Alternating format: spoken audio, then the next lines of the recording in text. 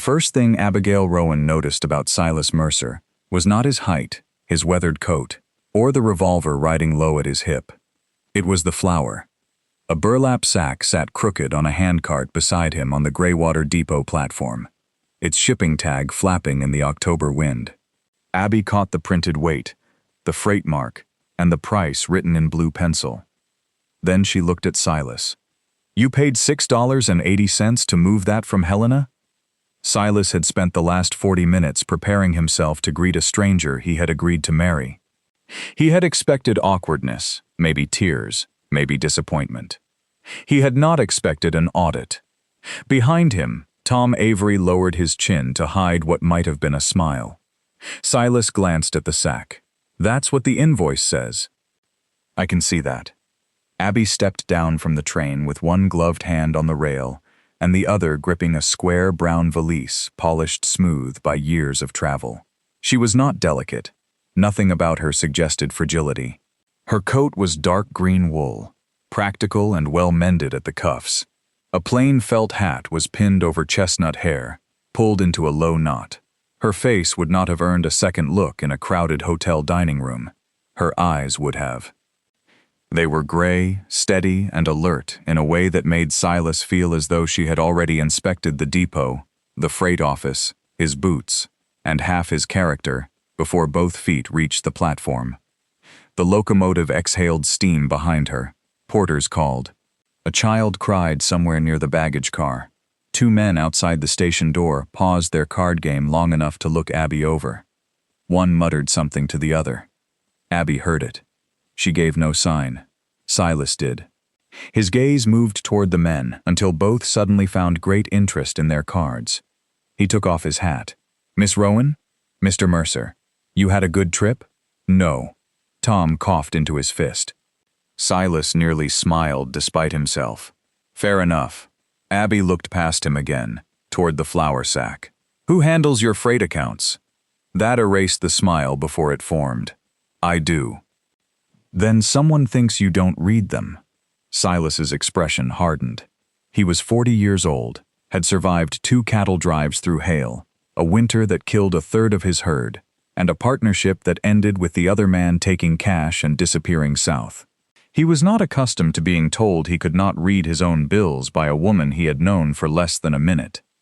"You always begin conversations this way." "No, only when the first thing I see is a bad number." Tom turned away toward the wagon, shoulders moving once. Silas shot him a look. Tom became very interested in tightening a strap. Abby seemed not to notice.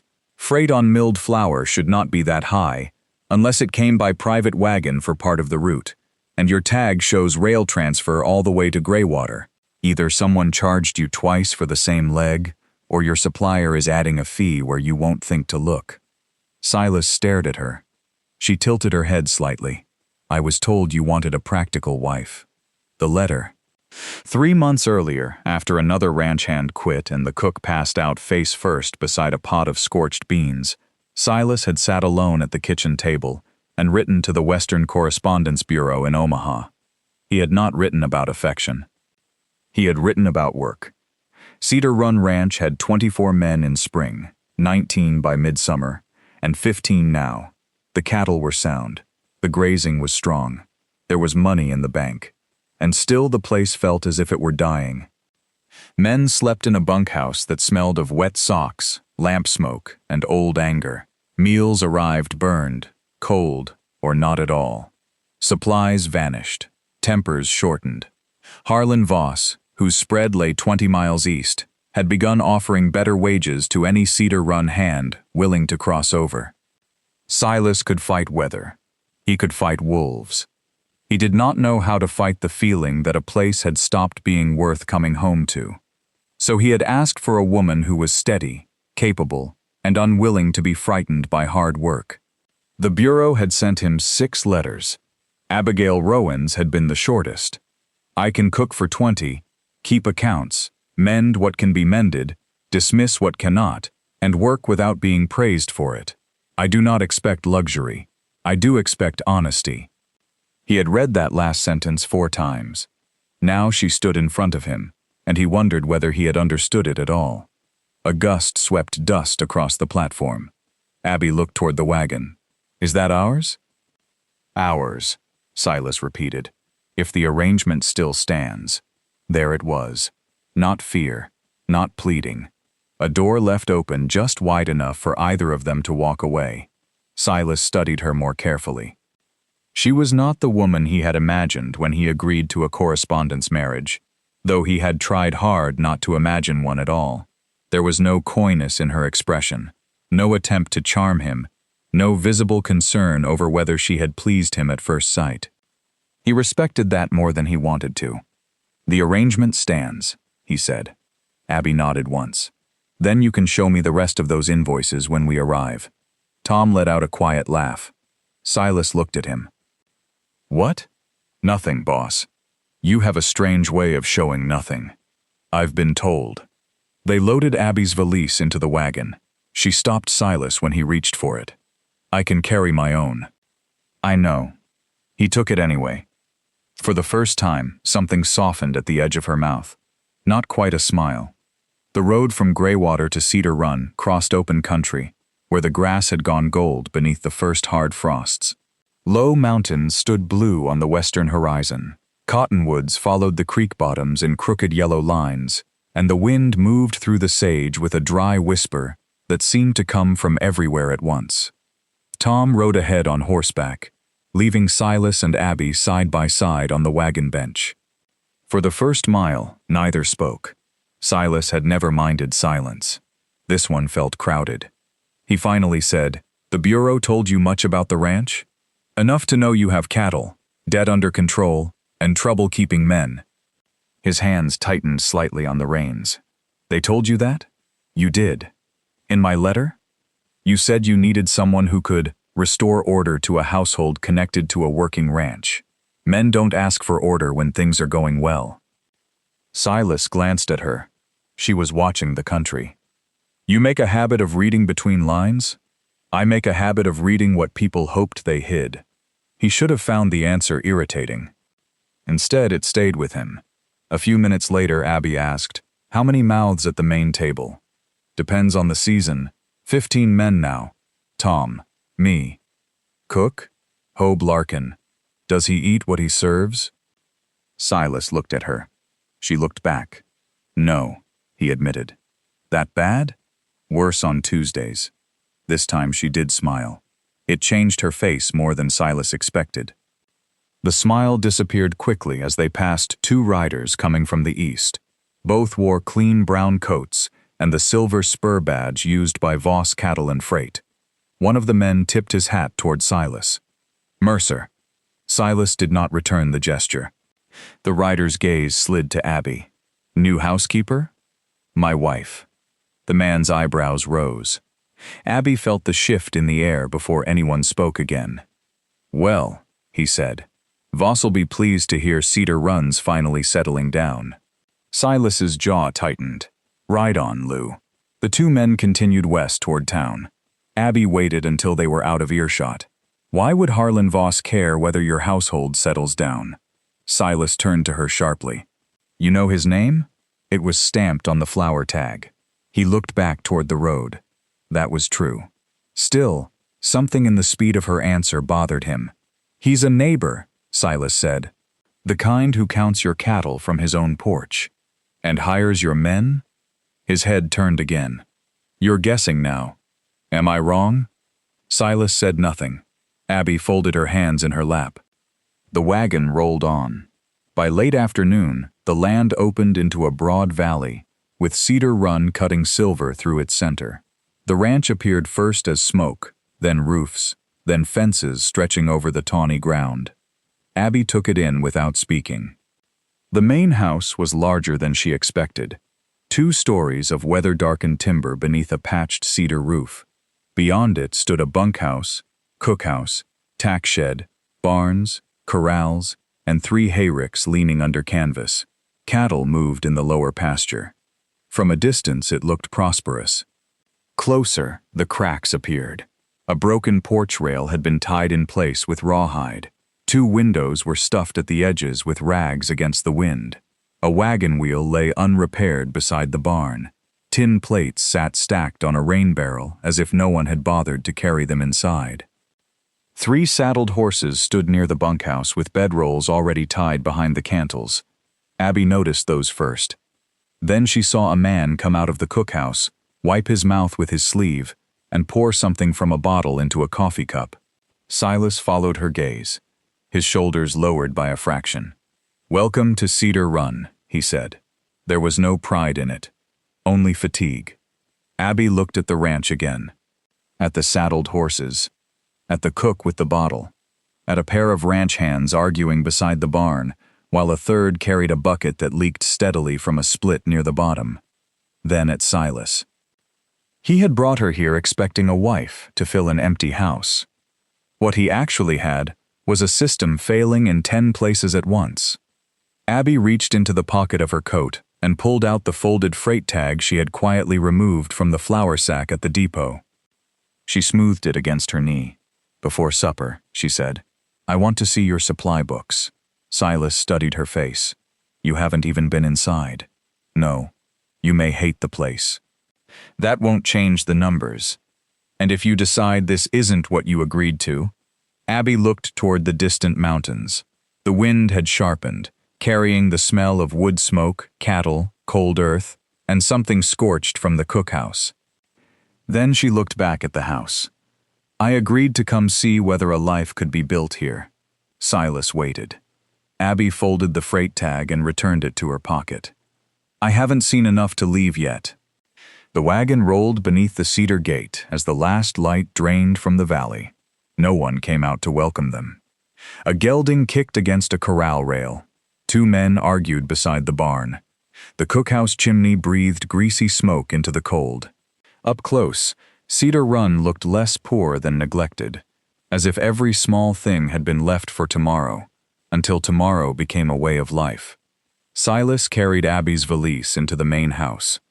The rooms were solid, even handsome beneath the dust, but no one had tended them in any meaningful way. A cracked chair had been pushed against the wall instead of repaired. Lamp oil sat unopened beneath a side table. The parlor stove was cold. "This place has money," Abby said. Silas stopped. "That surprises you?" "The condition of it does." He showed her the office. Ledgers crowded the roll-top desk. Abby removed her gloves, sat down, and opened the newest one. Silas leaned against the door frame. "You intend to work tonight?" "I intend to know what I married before I marry it." "You haven't married anything yet. Then you still have time to hide the books." He almost smiled. For the next 40 minutes, she moved through invoices faster than Silas could follow. She did not merely check totals. She compared dates, weights, freight codes, and supply entries. Finally, she laid 2 receipts side by side. Coffee, flour, lamp oil.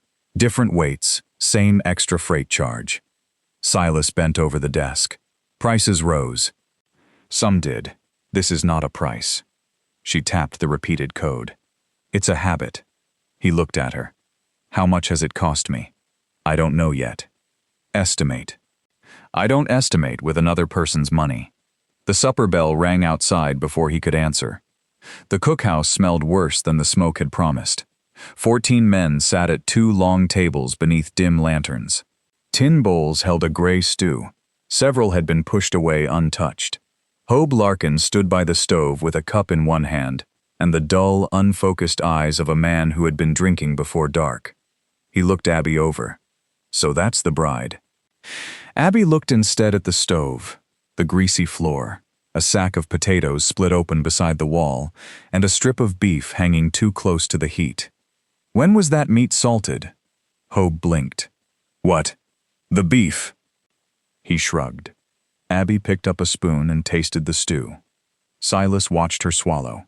She set the spoon down. "Hobe," she said, "do you eat this?" A laugh came from the far end of the table. "Wade Ketch, the man with one of the packed horses." Hobe flushed. "I've cooked outfits since before you knew what a range was." "That does not answer the question." Silas stepped in. "Abby." She turned to him. "If the kitchen is part of the household, I need authority over it." Every man in the room went quiet. Silas knew what they were waiting for. If he overruled her now, she would never command them later. He also knew she had been at Cedar Run less than 2 hours. How much authority? Enough to inspect the stores tomorrow and decide whether this can be fixed. Hobe snorted. And me? Abby met his eyes. That depends on whether you are part of the problem or only standing in it. No one laughed. Silas pulled out a chair. Tomorrow, he said. It was not agreement, but it was not refusal. Abby sat. Across from her, Wade pushed his bowl aside. You know Voss pays $2 more a month? Silas's gaze sharpened. Abby tore a piece from a hard biscuit. Then why haven't you gone? Wade's smirk faltered. My brother's buried on the North Rise. The answer changed the room. Abby looked toward the dark window. I'm sorry. Wade shrugged too quickly. He was bad with horses. But she understood then what Silas had failed to say. These men were not leaving only because another ranch paid more. They were leaving a place they had once believed belonged to them. That made Cedar Run's sickness deeper than bad stew. The next morning, Abby married Silas Mercer in the parlor, before a circuit preacher and Tom Avery. The ceremony lasted 11 minutes. Silas spoke his vows like a man signing for winter cattle. Abby answered steadily. When the preacher told him to kiss his wife, Silas hesitated, then touched his lips to her forehead. It was restrained and oddly gentle. By noon, he was back at the corrals. Abby went to the cookhouse. She spent the first hour opening doors, the second making lists. By the third, she was angry. There was enough food at Cedar Run to feed the men decently. Flour, beans, onions, salt pork, dried fruit, coffee, molasses. But potatoes had spoiled. Mice had reached 2 sacks of flour. Rendered fat had gone rancid. Worse, the ration book did not match the storeroom. Abby sat at the scarred table, while Hobe hovered near the door. You recorded 50 pounds of coffee last month. Men drink coffee, not 50 pounds. He said nothing. 6 sacks of flour were billed. Hobe rubbed his beard. I might have counted wrong. Repeatedly. His eyes dropped. Abby closed the book. Who brings the deliveries? A pause. Voss Freight. The name settled between them. Does Silas know supplies are missing? No. Why? Hobe stared at the floor for a long time. My wife died in February. Abby said nothing. I started drinking after. Stopped counting like I should. When the numbers went bad, Voss's driver told me Mercer would blame the drunk before he blamed the invoices. Abby's anger did not disappear. It changed direction. Were you stealing? No. Taking money from Voss? No. She believed him. That did not make him fit to cook. You cannot stay in charge of this kitchen. Hobe's shoulders sagged. I figured. I am not throwing you off the ranch. He looked up. If Silas agrees, you work stores under Tom until you're steady. You do not sign deliveries. You do not handle food after drinking. Why give me anything? Because failure and uselessness are not the same thing. Hobe looked away. Abby stood. Where is the lye soap? He pointed toward a cabinet. An hour later, Silas returned from the corrals and found Hobe carrying spoiled potatoes into the yard. What happened? Hobe wiped his hands on his trousers. Your wife fired me. Silas's expression hardened. Then Hobe added, probably should have happened months ago. Silas looked through the open door. Inside, Abby had the windows raised, despite the cold. Water boiled on the stove. Shelves had been emptied for scrubbing. The ration book lay open beside 3 freight invoices. She met his eyes. Hobe needs reassignment. So I heard. He also needs someone other than Voss Freight receiving supplies. Silas stepped inside. What did you find? Missing goods. Repeated surcharges. Enough spoilage to make your men think Cedar Run is poorer than it is. Was Hobe stealing? No. You're certain? Yes. The certainty in her voice made him study her. Then who? I don't know yet. She placed one finger on the ledger. She placed one finger on the ledger. But somebody has been feeding this ranch very well on paper. Outside, a hammer struck wood. Someone laughed near the bunkhouse. Small sounds, ordinary sounds. Abby tied a clean apron around her waist. Sunday supper is mine. Silas looked at the emptied shelves, the sober former cook waiting for instructions, and the woman he had married that morning, already standing at the center of a problem he had ignored for months. And after Sunday? After Sunday, Abby said, we see who still wants to leave. Silas held her gaze for a moment. Then he nodded. Sunday is yours. Abby turned back to the stove. Cedar Run had not changed yet. But for the first time in months, someone had decided exactly where to begin. By Sunday morning, the cookhouse no longer smelled like surrender. Abby had spent 2 days cutting rot out of Cedar Run, one shelf at a time. Hobe scrubbed pans under her direction and, for the first time in months, worked sober from dawn to dusk. Tom repaired the warped pantry door. One of the younger hands patched the leaking water barrel without being asked. Small things. That was how a place came back, Abby thought. Not all at once. One useful act answering another. She kept the supper simple enough to feed 16 men without turning it into a performance. Beef shoulder went into the oven early with onions and black pepper. Potatoes roasted beside it. She set dough to rise near the stove, then opened the last jar of chokecherry preserves she had found in the cellar. By noon, the smell had begun to travel. Men passing the cookhouse slowed. By 3, one invented a reason to come inside for nails. There are no nails in here, Abby said. He looked at the loaf cooling on the table. Figured that out. She handed him a heel of bread. He ate it in 2 bites and left grinning. Silas saw the change before the bell ever rang. The yard was quieter, but not with the old dead quiet. Tack had been hung instead of dropped. A broken gate latch had been replaced. Wade's horse was still saddled near the bunkhouse, bedroll tied behind the cantle, but the other 2 packed horses were not. He found Tom beside the barn. They changed their minds? Not yet. Silas glanced toward the cookhouse. Tom followed his eyes. Might be waiting to see what happens at supper. Men don't stay on a ranch because of one meal. No, Tom said, but sometimes they leave because nobody notices when the meals stop mattering. Silas looked at him. Tom shrugged. Your wife notices things. The words settled strangely. Your wife. Silas had spent most of the past 2 days avoiding the shape of that fact. Abby slept in the room across the hall. They spoke over ledgers, supply lists, and the condition of the smokehouse. At night, he could sometimes hear her moving through the house, opening a cabinet, setting something right. She had not asked him for tenderness. Offered it. Yet Cedar Run already sounded different with her in it. The supper bell rang at 6. This time, nobody had to be called twice. The men entered the cookhouse carrying cold air with them. Hats came off without instruction. Someone had wiped mud from his boots before stepping inside. Abby noticed. So did Silas. The tables were not decorated. There were no flowers, no fine china, no attempt to pretend Cedar Run was something it was not. But the tables were clean. Every place had a tin cup filled with fresh water. Bread sat under cloth to keep it warm. There was enough beef and potatoes for every man to take a full plate and still come back for more. Hobe stood near the stove, uncertain where to put his hands. Abby handed him the carving knife. You know who takes the end pieces. He stared at her, then nodded. That small mercy nearly undid him. The first few minutes were almost silent. Forks scraped tin.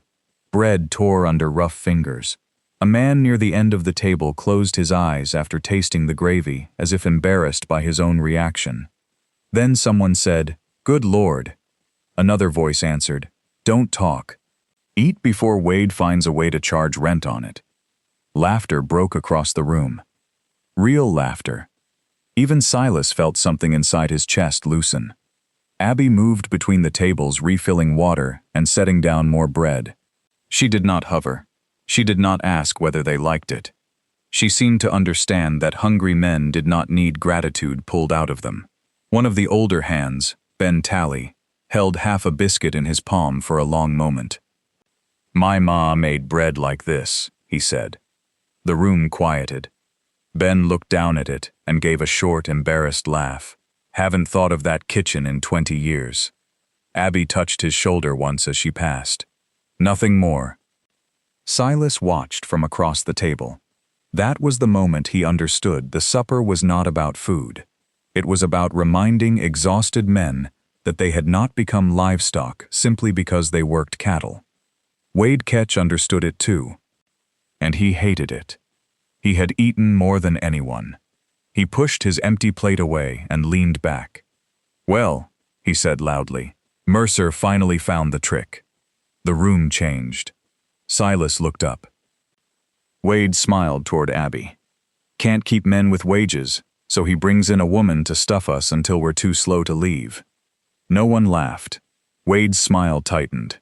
He looked around the table, then tried again. "Come on. 2 days ago half you boys were ready to ride for Voss." Ben Talley set down his fork. "That was 2 days ago." Wade's eyes hardened. "One roast fixes everything?" "No," Abby said. She had stopped beside the stove. Wade turned toward her. Abby untied her apron, folded it once, and laid it over the counter. One supper fixes one supper. A few men lowered their eyes to hide smiles. Wade stood. "You think feeding us makes you boss here?" "No." "Then what are you?" The question had teeth in it. Silas started to rise. Abby looked at him. Just once. He stayed seated. Her gaze returned to Wade. "I am the woman who cooked the meal you just ate. So? So if you despise my presence, you are free to do it somewhere I am not feeding you." Wade barked a laugh. "You throwing me off Mercer's ranch?" "No. I'm telling you the terms of my table." "My table," Silas said quietly. Wade glanced at him. Silas leaned back in his chair. "And she sets the terms." The silence that followed was different from submission. It was choice. Wade looked from Silas to the men. "You're all going to let this happen." Tom wiped his mouth with a napkin Abby had cut from old flour cloth. "Let what happen? A woman walks in here and starts telling us how to live." Hobe spoke from beside the stove. "She told me how not to poison you." Several men laughed. Wade's face reddened. He stepped closer to Abby. Silas's hand moved toward the edge of the table. Tom saw it. Abby did not move. Wade stopped a few feet from her. "You don't know this place." "No." "You don't know what winter does up here." "No." "You don't know the men." "Not yet." "Then stop acting like you saved something." Abby's expression softened in a way that made the anger in Wade's face suddenly look childish. "I didn't save Cedar Run." She nodded toward his packed bedroll visible through the window. "But you haven't ridden away." Wade went still. Abby continued. "Neither have they." She looked toward the 2 men whose horses had been unpacked that afternoon. One meal didn't do that. Maybe they remembered they wanted a reason to stay. Wade's jaw worked. "And maybe," Abby said, "you do too." His eyes flashed. For a moment, Silas thought Wade might say something unforgivable. Instead, Wade looked toward the dark northern rise beyond the window, where his brother was buried. Then he grabbed his hat. "I'm riding to town," Silas spoke before he reached the door. "If you're riding to Voss, take your wages with you. I won't hold a man who wants another outfit." Wade stopped. His back remained turned. "Tomorrow morning," Silas added, "your choice becomes mine." Wade opened the door and walked into the cold. No one followed him. For several seconds, nobody spoke. Then Ben Talley reached for another biscuit. "Anybody else leaving?" The youngest of the 2 men who had packed earlier shook his head. "Not tonight." The other looked at Abby. "You serious about hot breakfast?" "If you're serious about showing up for it." He grinned. "I can be." A ripple of laughter moved down the table. Silas looked around at men who had spent weeks measuring the distance to the next ranch. Now they were arguing over the last potatoes. Abby went back to the counter and began cutting the chokecherry cobbler. Tom leaned toward Silas. "You were right." Silas frowned. About what? You didn't need poetry. Silas watched Abby slide the first piece of cobbler onto Hobe's plate. No, he said. The answer came quietly. I needed someone who could see what was falling apart.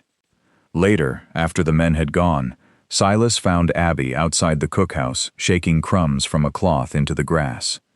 The night was cold enough to silver their breath. You did more than feed them, he said. She folded the cloth. They were hungry for more than food. I should have seen that. Yes. He let out a short laugh. You don't make gratitude easy. I don't think gratitude should require lying. He studied her face in the lantern light. For the first time since Greywater, Abby looked tired. Not weak, simply human. You could have let me handle Wade. I know. Why didn't you?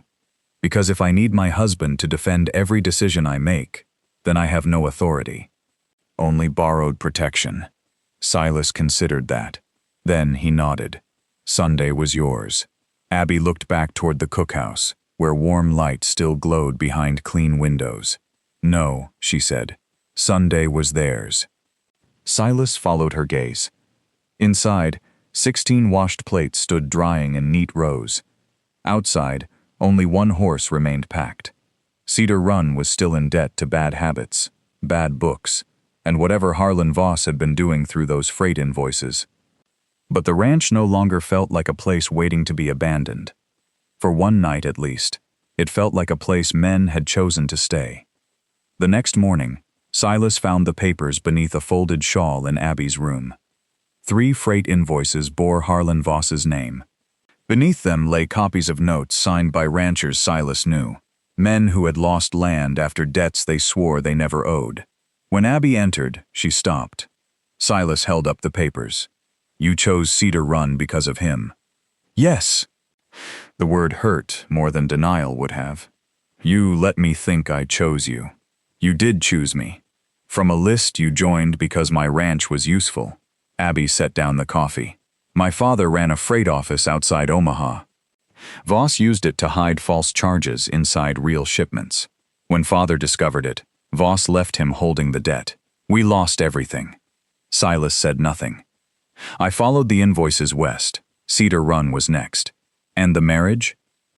The only lawful way I could get close to the books without Voss knowing why.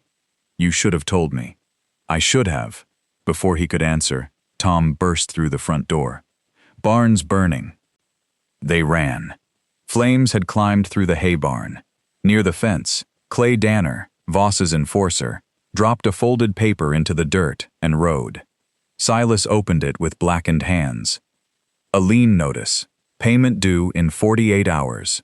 Failure meant seizure. Abby read it once. Forged. Can you prove it? She met his eyes. If you trust me long enough to try.